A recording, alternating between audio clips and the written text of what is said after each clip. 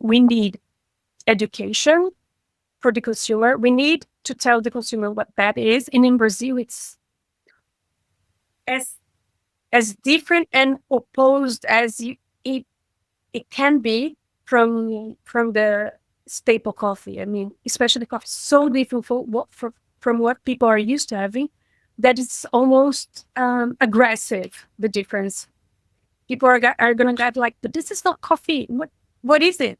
It's really Right. different, more than other countries in the world. And I've been around. And so how can you tell people in Brazil to pay more and to value something that they have, like they drink commodity. It's a culture. It's commodity is a consumption culture. It's not only the product. So how can you tell them? How can you change the producing part, the roasting part, and the consuming part?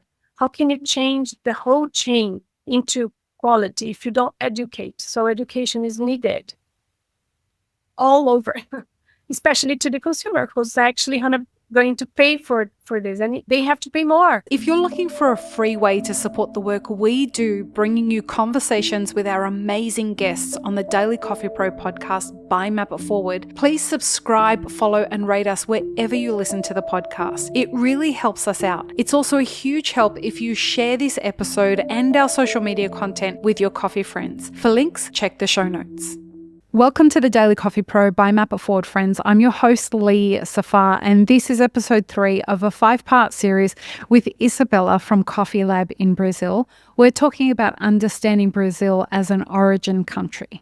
And in this episode, we're going to talk about why specialty coffee is so important for the Brazilian economy and the environment and the social dignity of the Brazilian people. So, Isabela, give us a landscape of how is specialty coffee seen in Brazil today, from a consuming end and from the producing end and in between? That's an amazing question. It seems as something very new, very young, and it is, right? In the world, it's not only here. So it's just we produce 10 million bags of specialty coffee, or 80 points above, or something like that. And only 1.3 million stay here. Really? So, yeah. So, not much, right? So, the consumption of high quality coffee is very, very tiny yet. It's growing. We live in a bubble, right? We think that everybody knows what we're talking about, but the staple coffee is really bad in Brazil. I mean, bad quality. Why? Like instant coffee bad? Almost. Okay. It's like the rest of the rest of the rest. Oh, right. It's not figurative. It's literal. It's the rest of the rest of the rest. That's what we roast and carbonize, because that's how we can actually have it. Otherwise, we wouldn't be able. If we don't carbonize this, we wouldn't be able to drink it. Because we mix. We get all this rest of the rest of the rest, and then we mix more green coffee, the fruit green, the peel of the fruit, The cascara. Yeah, but fermented, not a good cascara. Okay. Yeah, and that's carbonized. That's what we have in our daily life, and that's everyone. Oh, wow. I mean, everyone. The guy that has sassicaia wine for lunch, he has that kind of coffee. So there's no information around about quality coffee yet. It's the word is spreading. We're growing, but it's still so small that people don't know what a high quality coffee is. And so it's something new, something people are still learning about, and so is the producer. And are most It's people drinking, sorry to interrupt you, are most people drinking Robusta or Arabica, or it just doesn't matter? It's just the leftovers of the leftovers of the leftovers of the defects. most is Arabica because most of what we produce is Arabica, right? Okay. And and and and most of the Canephora is exported.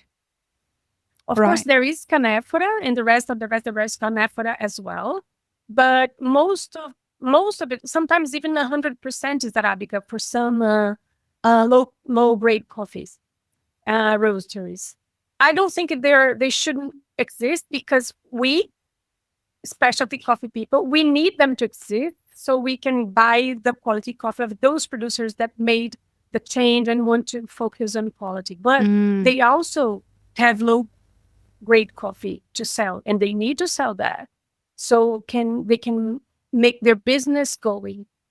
They can pay the bills. So it's just a matter of information, in my opinion. So we're in the very beginning of the specialty coffee or high quality coffee history in the world, different from wine, because people in the world, they about know what's really high end wine, and they know what's middle quality, whatever you mean or you think it's high quality or a middle quality wine, and the low quality wine, you know what that is. People around the Hmm. world, they already know what that is.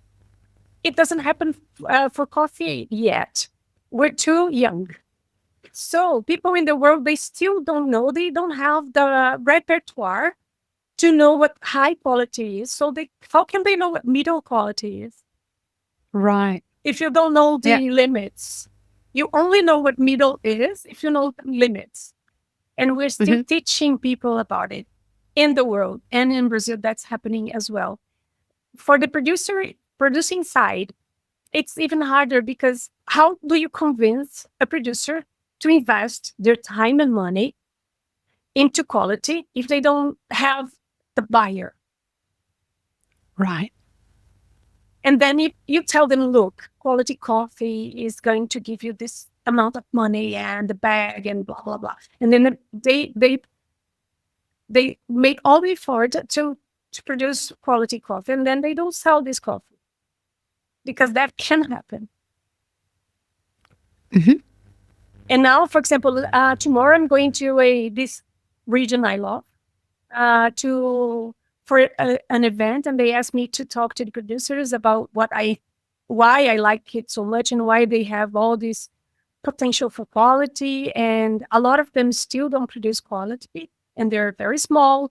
And I have to be very careful not to tell them, look, if you produce quality coffee, you're going to get this for the bag, 5 times more, 3 times more. I Mm. can't tell them that. It's too risky. It's their lives. It's a family life. I can't tell them that. I can tell that there's this happening.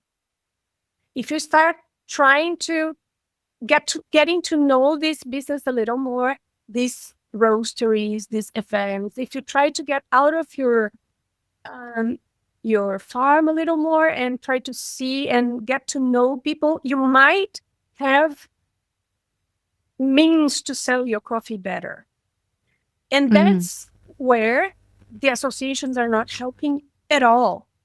They're focusing on telling the producer how to produce quality when right now they should be building commercial ways and tracks and means for the producer to want to produce better coffee. And so we're in an educational phase. It's like Coca-Cola when they first began in the 19th century. Somebody had to educate people about that weird liquid, right? Hmm. Nobody needs education anymore about Coca-Cola. But in one day, it it began. One day, somebody had to tell a story about this for people to be interested in buying. So we need education for the consumer. We need to tell the consumer what that is. And in Brazil, it's as as different and opposed as it can be from the staple coffee. I mean, especially coffee, so different from what people are used to having, that it's almost aggressive, the difference. People are going to get like, but this is not coffee. What is it? It's really Right. different, more than other countries in the world. And I've been around. And so how can you tell people in Brazil to pay more and to value something that they have, like they drink commodity. It's a culture. It's commodity is a consumption culture. It's not only the product. So how can you tell them? How can you change the producing part, the roasting part, and the consuming part? How can you change the whole chain into quality if you don't educate? So education is needed all over, especially to the consumer who's actually going to pay for this, and they have to pay more, and that's who have, and that's, I mean, I don't mind making my customer pay high prices for coffee. They are paying already, and I don't feel any resistance. I don't feel resistance from them. It's an interesting dynamic, right? This moment that we're in, because I know you've seen the series with Michael Sheridan. And in the last episode of that series, I said to him, you guys keep focusing on this idea of quality, as quality is the way to get the producer out of this scenario that they're in. But in a year like 2025, how much does a producer care about quality? Right? Some of them, they're not producing quality because it's easier not to. Well, in a year like 2025, a producer is looking at the price. So, well, at least the producers that I've spoken to are saying that if somebody's going to hand over the price that's 3 times what I was getting paid last year, and I don't have to put in anywhere near as much effort to create the quality and the standard that I was creating last year, this is a shortcut for me to get myself out of debt. No one can blame the producer for doing that. However, No. on the other side of it, with prices this high, the consumer being signaled through the media, mainstream media, that the price of coffee is going up, if we were to hand them a cup of specialty coffee as we're asking them to pay more money, now all of a sudden they don't feel so bad about spending more money on coffee because they're having a different experience. So you can see from the producer's end that's saying to us, like, I don't have the bandwidth after so many years of doing it so hard. I don't have the bandwidth to keep going with your fucking specialty coffee. It didn't pay dividends for me. But on the other side, if they do stick with it a little longer, this is the time that the consumer is going to be more open to experiencing something different, because the gap between commercial coffee and specialty coffee is much shorter from a price perspective and from an access perspective. It's complicated, right? Like, we're in a complicated moment of our industry. And is Brazil seeing it that way as well? Yes, I guess so. A lot of producers, they're like, okay, now this year is more comfortable because I don't need to make so much effort to get the same money. Amazing. But these are the ones that are not looking into how important the relationship between you and your clients, your customers is. Yeah. So this is going to separate men from boys. Right? I love it. So as we explore that, one thing I want to ask you is, why now is specialty coffee something? Let me ask it different. Do you think that this is a moment that we need to capture for specialty coffee in Brazil? Like, it's an opportunity, it's a gateway right now to make a move in specialty coffee and make it more popular. In which part of the Brazil. chain? It depends. You choose. For the producing part, I mean, they're not making a lot of money because one of the reasons why coffee is so expensive, it's because there's a lack of coffee. Yeah, there's no coffee. So, of course, the big ones are really, really surfing that wave right now, of course. Yeah. Of course. For them, it's easier, but most of them are not big, big, big and rich. And so they're making almost the same money, bulk, because there's less coffee. So, but um, the cost of how do you say that in English? What you put in your crop, The the the inputs. nutrients, the The inputs. Yes, inputs. right. The inputs are higher as well, and they're not going down. Mm-hmm. So that's a problem. Something that people, that Isabela said something really important that we need to point out. What I would love people to start thinking about when it comes to the amount of money we're paying producers is not just the price that we pay for the coffee, but I would love people to start thinking about the income or the revenue of the business, the total revenue of a business. So that is dependent.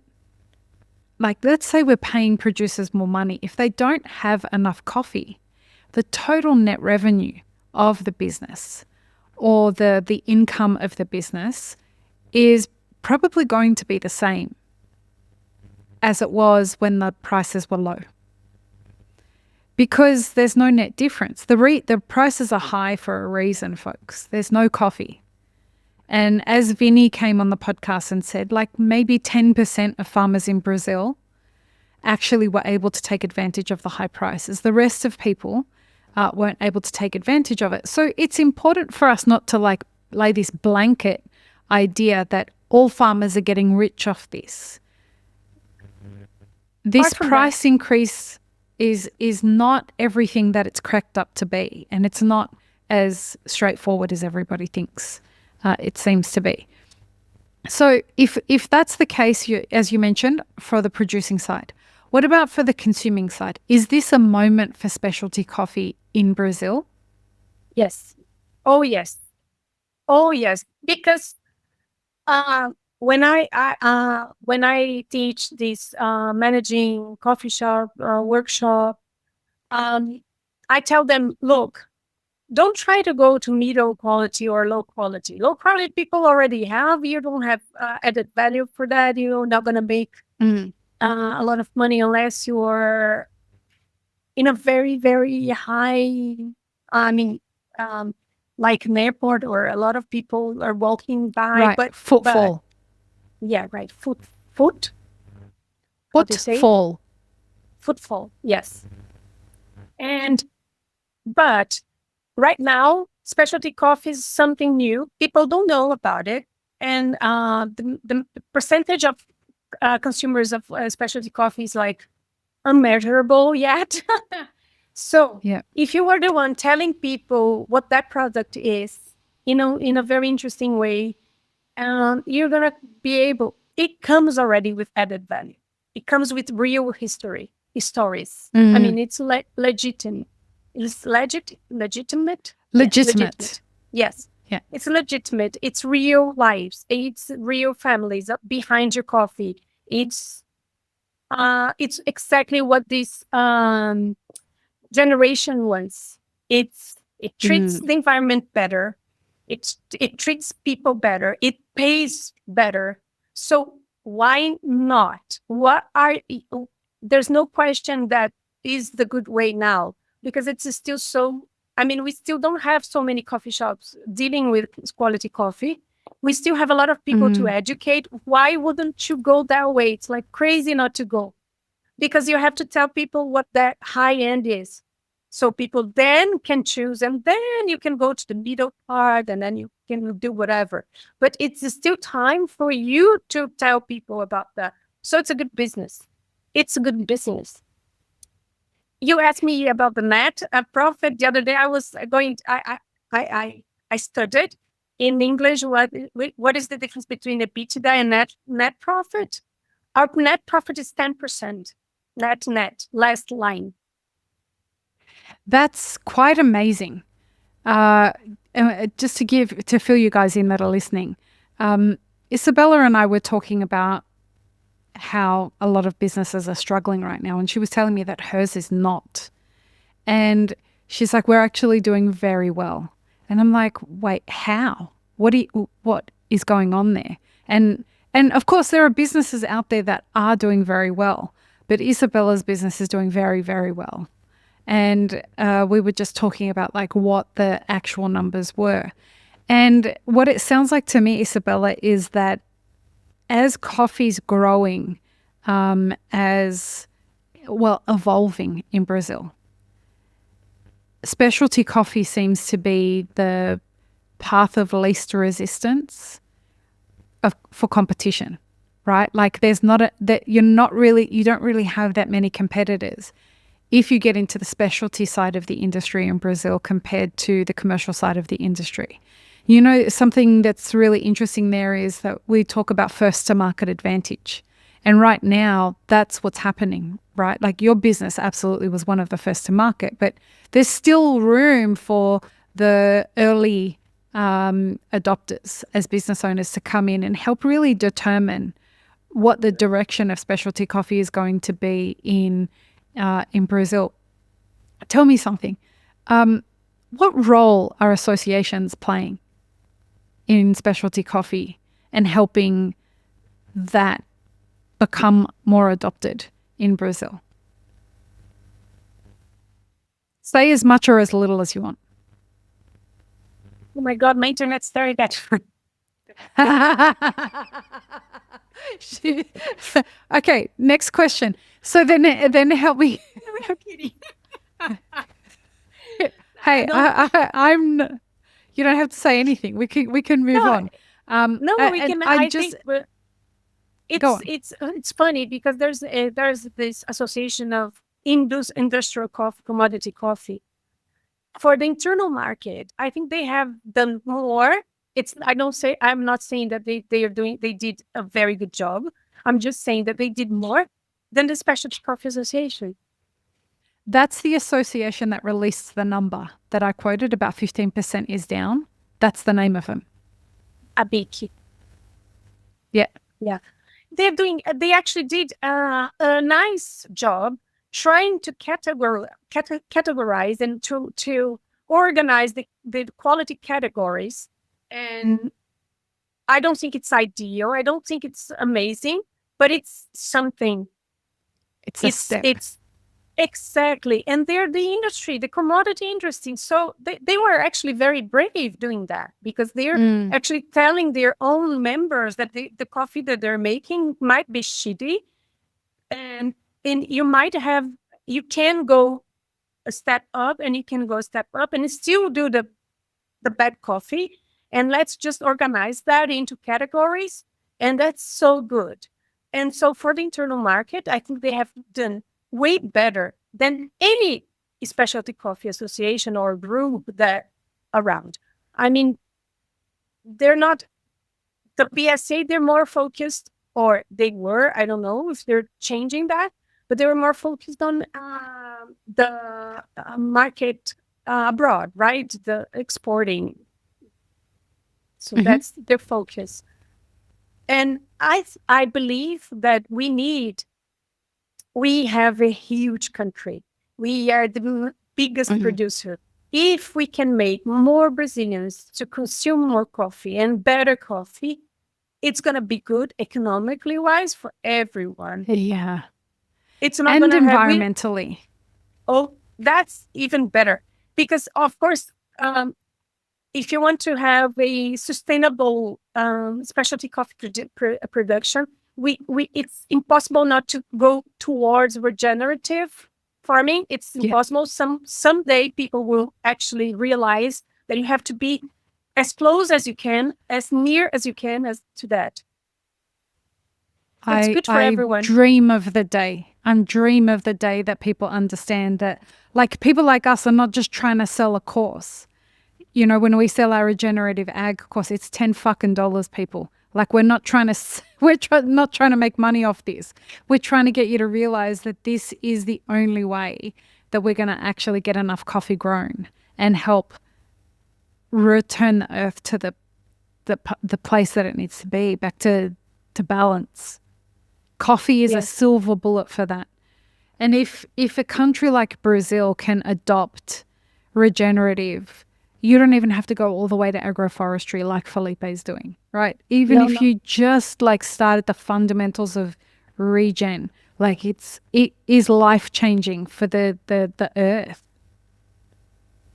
So That's right. anyway, Small producers, they're family producers, right? That's where they live. mm, That's where their house is. That's where they're so they naturally they're more careful.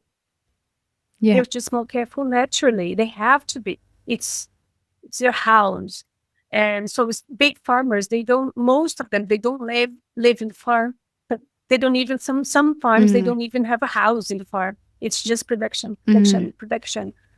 So specialty coffee, and there's less middlemen. Of course, they're necessary for exporting. Of course, I have the privilege of being a roaster in a producing country that has from the best to the worst coffee. We have it all, and it's right there, 3 hours away from me if I want to. It's a lot more. So we are many countries in one when it comes to mm, producing coffee. And I have quality, I have high quality, middle quality, I have whatever I want to, just in a drive distance. It's a privilege to buy from the producer direct, to see it happening in front of us, to learn more about our own product. That's a privilege. That's something that we have to take more care of. We have to make more people drink more coffee, so it's going to be good for us, for the consumer, for the health of the consumer, because it's a very healthy product. It's going to be more economically good for the whole chain. For the roasters, it's less cost. For the producer, of course, the traders, they have to be focusing on the external market, of course, but they're still going to be extremely necessary. even when she's not taking a stab at the BSCA, she's taking a stab at the BSCA. No, they're necessary. Oh, look, people, roasters They around are the world, they're not. necessary. Yeah, they're absolutely necessary. And the Yeah. more the more we make Brazilians drink this coffee, the more expensive the coffee will be, the more money they're Yeah. gonna make as well. Because Well, and you it's keep the money in the country. it's gonna value more, even for exporting. So they're gonna make more Yeah. money as well. That's bright. That's intelligent. That's math. That's basic math. Speaking of math, we're going to get in the next episode, we're going to be talking about converting the Brazilian coffee consumer to specialty. We're going to dig even deeper into that. So join us for that episode. Peace, love, and peanut butter. Have an amazing rest of your day. This episode is part of a 5-part series produced by Mapper Forward. Check the full playlist and guest details in the show notes, as well as how you can support our work in the coffee industry. Become a premium YouTube subscriber, explore our Patreon and any brands we've partnered with to bring you this podcast. Please don't forget to like, share, and subscribe. It really does help us grow our audience.